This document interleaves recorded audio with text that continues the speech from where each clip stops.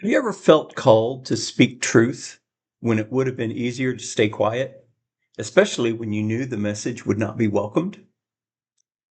Hello, friends, and welcome to Scripture for the Journey, the Bible in a Year. Today I'll be reviewing the book of Jeremiah.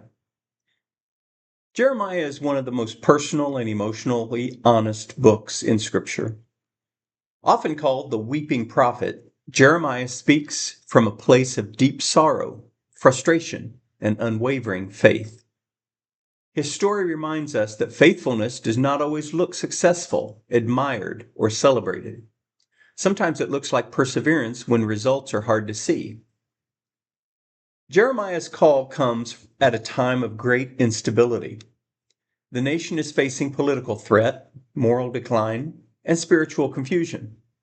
And from the beginning, Jeremiah resists his calling, insisting that he is too young and unprepared. But God responds not by lowering expectations, but by promising presence. Do not say, I am only a boy, God tells him. I am with you. Jeremiah reminds us that calling is not based on confidence, but on God's faithfulness. Much of Jeremiah's message is difficult to hear. He warns the people that their reliance on ritual has replaced true devotion. The temple stands, worship continues, but justice has been neglected. Jeremiah insists that faith cannot be reduced to religious habit. And God desires transformed hearts, not empty ceremony. This message places Jeremiah in constant conflict with leaders, prophets, and even his friends. Jeremiah pays a high personal cost for speaking the truth. He's mocked, imprisoned, threatened, and isolated. At times, he openly questions God, expressing exhaustion and anger. These moments, often called Jeremiah's confessions, are striking in their honesty. Jeremiah doesn't hide his pain.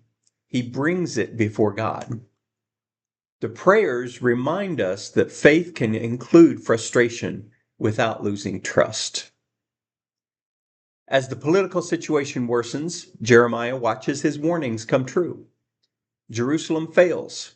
The temple is destroyed. The people are taken into exile. Jeremiah's grief is not detached observation. It is personal heartbreak. He loves the people he is called to confront. Jeremiah shows us that prophetic faith is rooted not in judgment, but in love that refuses to give up on truth.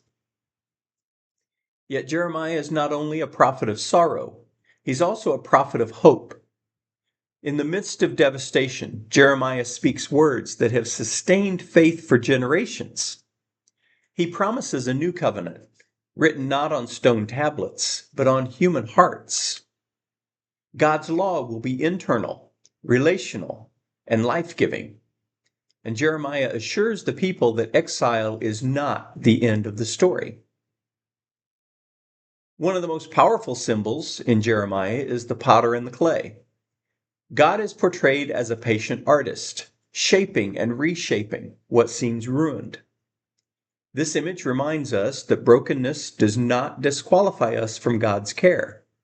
God continues to work with what is cracked, soft, and unfinished. Jeremiah also offers a surprising message to those in exile. Rather than urging quick escape, he tells them to build houses, plant gardens, and seek the welfare of the cities where they live. Faithfulness, Jeremiah teaches, includes living fully and responsibly, even in places we did not choose. God is present not only in return, but in endurance. For us today, Jeremiah speaks to seasons when faith feels heavy, when justice seems ignored, when truth feels costly, when hope feels fragile. When Jeremiah reminds us that God honors faithfulness even when outcomes are unclear and that presence matters more than popularity. Jeremiah also challenges us to examine the condition of our hearts. Are our practices aligned with God's justice and compassion? Are we listening to truth, when truth disrupts comfort. Jeremiah invites us to deeper faith, rooted not in appearances, but in authenticity. As you reflect on Jeremiah, consider this question: where might God be calling you to remain faithful, even when the path feels lonely or discouraging?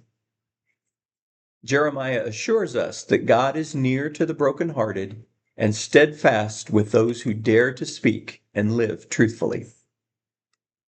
Next week, we'll turn to Lamentations and Ezekiel, two books that speak from the heart of devastation and exile.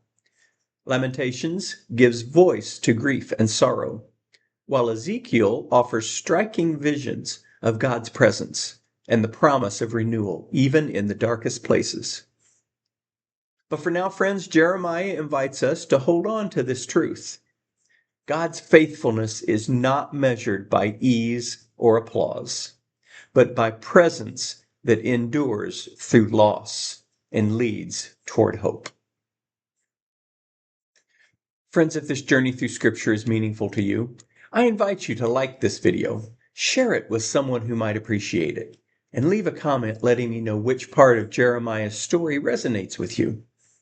And be sure to follow or subscribe so you can walk through all 66 books of the Bible with us, one week at a time.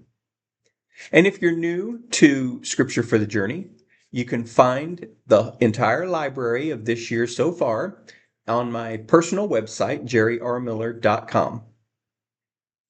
And friends, God bless you, today and always.